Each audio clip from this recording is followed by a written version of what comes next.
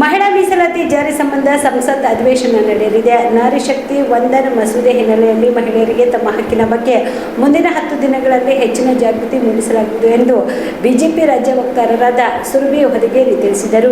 ಕಲಬುರಗಿಯ ಪತ್ರಿಕಾ ಭವನದಲ್ಲಿ ಕರೆದ ಸುದ್ದಿಗೋಷ್ಠಿಯನ್ನು ಉದ್ದೇಶಿಸಿ ಮಾತನಾಡಿದ ಅವರು, ಮೀಸಲಾತಿ ಮಸೂದೆಯನ್ನ ಸ್ವೀಕಾರ ಮಾಡಿ ಎಂದು ರಾಜಕೀಯ ಪಕ್ಷಗಳಿಗೆ ಮನವಿ ಮಾಡಿದರು. ಮುಂದೆ ವಿವಿಧ ಕ್ಷೇತ್ರಗಳ ತಜ್ಞರನ್ನ ಗುರುತಿಸಿ ಅವರಿಗೆ ಟಿಕೆಟ್ ಕೊಡುವಂತಾಗಲಿದೆ ಎಂದು ಆಶಿಸಿದರು. ಮಹಿಳಾ ಮೀಸಲಾತಿ ಜಾರಿಗಾಗಿ ಶ್ರಮಿಸಿದ ಪ್ರಧಾನಿ ನರೇಂದ್ರ ಮೋದಿ ಅವರಿಗೆ ಧನ್ಯವಾದವನ್ನ ಅರ್ಪಿಸಿದರು.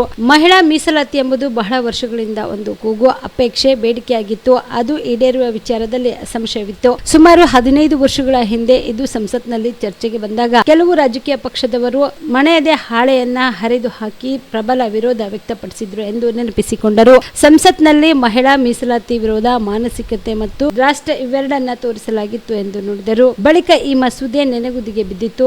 ಯುಪಿಎ 10 ವರ್ಷಗಳ ಅಧಿಕಾರದ ಅವಧಿಯಲ್ಲಿ ಇದನ್ನ ಮುಂದಕ್ಕೆ ತರಲಾಗಿರಲಿಲ್ಲ. ನರೇಂದ್ರ ಮೋದಿ ಅವರು ಈ ದೇಶದ ಪ್ರಧಾನಿಯಾದ ಮೇಲೆ ಶೈಕ್ಷಣಿಕ, ಸಾಮಾಜಿಕ, ಆರ್ಥಿಕ ಸೇರಿ ಎಲ್ಲಾ ಕ್ಷೇತ್ರಗಳಲ್ಲಿ ಮಹಿಳಾ ಸಬಲೀಕರಣಕ್ಕೆ ಒತ್ತು ನೀಡಿದ್ರು ಎಂದು ವಿಶ್ಲೇಷಿಸಿದರು. ವಿಶೇಷವಾದಂತಹ ಸಂದರ್ಭ.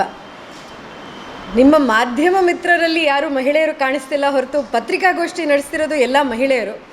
ಯಾಕೆ ಅಂದರೆ ನಿಮಗೆಲ್ಲರಿಗೂ ತಿಳಿದಿರೋ ಹಾಗೆ ಇದೇ ತಿಂಗಳು ಏಪ್ರಿಲ್ 16 ಇಂದ 18ವರೆಗೆ ಸಂಸತ್ತಿನಲ್ಲಿ ಪ್ರಧಾನಮಂತ್ರಿ ನರೇಂದ್ರ ಮೋದಿ ಅವರ ನೇತೃತ್ವದಲ್ಲಿ ಸರ್ಕಾರ ಒಂದು ವಿಶೇಷವಾದಂತಹ ಸಭೆಯನ್ನು ನಡೆಸಲಿದೆ, ವಿಶೇಷವಾದಂಥ ಅಧಿವೇಶನ ನಡೆಸಲಿದೆ. ಯಾಕೆ ಇದು ನೀವು 2023 ಶುರುವಾದಂತಹ ನಾರಿ ಶಕ್ತಿ ವಂದನ್ ಅಧಿನಿಯಮ ಇವತ್ತು ಯಾಕೆ ಇನ್ನೊಂದು ಬಾರಿ ನಾವು ವಿಶೇಷವಾಗಿ ಸೇರ್ತಾ ಇದ್ದೀವಿ ಅನ್ನೋದಕ್ಕೆ ನಾವು ಆಶ್ಚರ್ಯಕರವಾದಂಥದ್ದು, ಇದು ನಿಜವಾಗ್ಲೂ ಆಗತ್ತಾ, ಜಾರಿಗೆ ಬರುತ್ತಾ ಅಂತ ಅಂದ್ಕೊಂಡಿರುವಂತಹ ಒಂದು ಕಾಯ್ದೆನ ಇನ್ನೂ ವೇಗವಾಗಿ ಜಾರಿಗೆ ತರೋದಕ್ಕೆ ಒಂದು ಅವಕಾಶ ತಂದುಕೊಟ್ಟಿದ್ದಾರೆ ನಮ್ಮ ಪ್ರಧಾನಮಂತ್ರಿ ನರೇಂದ್ರ ಮೋದಿ ಅವರು. ನಿಮಗೆಲ್ಲರೂ ಜ್ಞಾಪಿಸಬೇಕಾಗಿಲ್ಲ, 2023 ಐತಿಹಾಸಿಕವಾದಂತಹ ಒಂದು ನಿರ್ಣಯ ತಗೊಂಡಿದ್ದಂತಹ ಮೋದಿ ಸರ್ಕಾರ ಮಹಿಳೆಯರಿಗೆ ತಕ್ಕಬೇಕಾದಂತಹ ಮೀಸಲಾತಿ, ಯಾವ ದೇಶದಲ್ಲಿ ಬಹಳಷ್ಟು ನಮಗೆ ಉಪಚಾರ ಮಾಡುವಂತಹ ದೇಶಗಳಲ್ಲಿ ಮಹಿಳಾ ಒಂದು ವೋಟ್ ಮಾಡೋದಕ್ಕೆ ಅವರಿಗೆ ಅವಕಾಶ ಇರ್ತಿರ್ಲಿಲ್ಲ. ಆದರೆ ನಮ್ಮ ದೇಶದಲ್ಲಿ 1947ಇಂದನೂ ಯೂನಿವರ್ಸಲ್ ಅಡಲ್ಟ್ ಫ್ರಾಂಚೈಸ್ ಅಂದರೆ ಎಲ್ಲರಿಗೂ, ಮಹಿಳೆಯರಾಗ್ಬೋದು, ಪುರುಷರಾಗ್ಬೋದು, ಯಾವುದೇ ಜಾತಿ ನೋಡದೆ ವೋಟ್ ಮಾಡೋದಕ್ಕೆ ಅವಕಾಶ ಮಾಡಿಕೊಟ್ಟಿರುವಂತಹ ದೇಶದಲ್ಲಿ ಸ್ವಾತಂತ್ರ್ಯ ಬಂದ 70 ವರ್ಷ ಆದ ನಂತರನೂ ಕೂಡ ಬಹಳ ಕಡಿಮೆಯ ರೆಪ್ರೆಸೆಂಟೇಷನ್, 14% ರೆಪ್ರೆಸೆಂಟೇಷನ್ ಮತ್ತು ಅಸೆಂಬ್ಲಿನಲ್ಲಿ ಇನ್ನೂ ಕಡಿಮೆಯಾದ ರೆಪ್ರೆಸೆಂಟೇಷನ್ ಇರುವಂತಹ ಸಂದರ್ಭದಲ್ಲಿ 2023 ನಡೆದಂತಹ ನಿರ್ಣಯ 33% ಮಹಿಳೆಯರಿಗೆ ರಿಸರ್ವೇಷನ್ ಮೀಸಲಾತಿ ಆಗಲೇಬೇಕು ಅಂತ ನಿರ್ಣಯ ಮಾಡಿದಂಥ ಇದೇ ಪ್ರಧಾನಮಂತ್ರಿ ನರೇಂದ್ರ ಮೋದಿ ಅವರ ಸರ್ಕಾರ.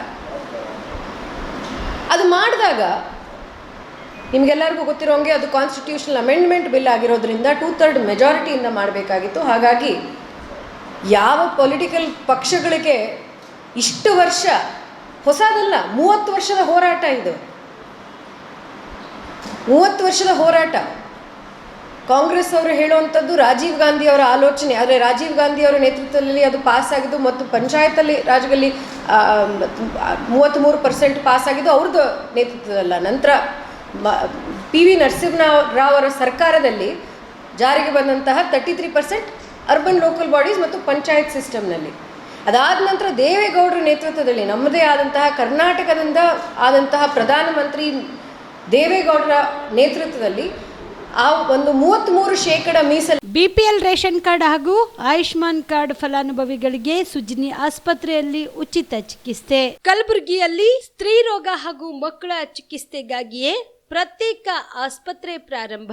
ಸುಜಿನಿ ಕಲ್ಯಾಣ ಕರ್ನಾಟಕ ಭಾಗದ ಅತ್ಯಾಧುನಿಕ ತಾಯಿ ಮತ್ತು ಶಿಶುವಿನ ಆರೈಕೆಯ ಆಸ್ಪತ್ರೆ. ಸ್ತ್ರೀ ರೋಗ ತಜ್ಞ ಖ್ಯಾತ ವೈದ್ಯರು ಹಾಗೂ ಮಕ್ಕಳ ತಜ್ಞ ಖ್ಯಾತ ವೈದ್ಯರ ತಂಡದಿಂದ ಕಡಿಮೆ ದರದಲ್ಲಿ ಚಿಕಿತ್ಸೆ.